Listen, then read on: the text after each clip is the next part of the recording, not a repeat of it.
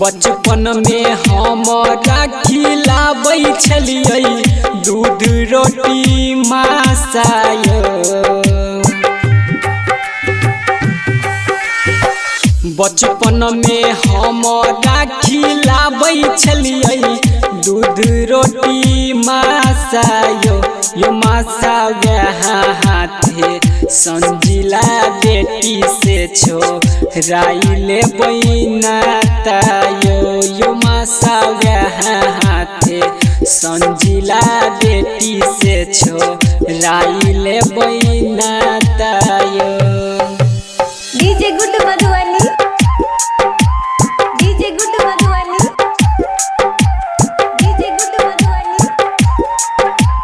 Maithili recording studio Khitauna बाजार।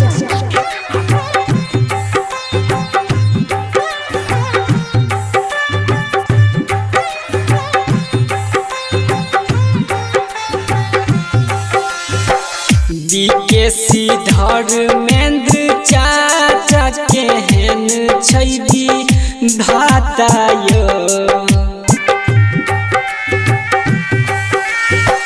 BKC Dharmendra चाचा केहन छै धातायो। यो चाचा अपन संजिला बेटी से किया छोराबै छियै नातायो। यो चाचा अपन संजिला बेटी से किया छोराबै छियै नातायो।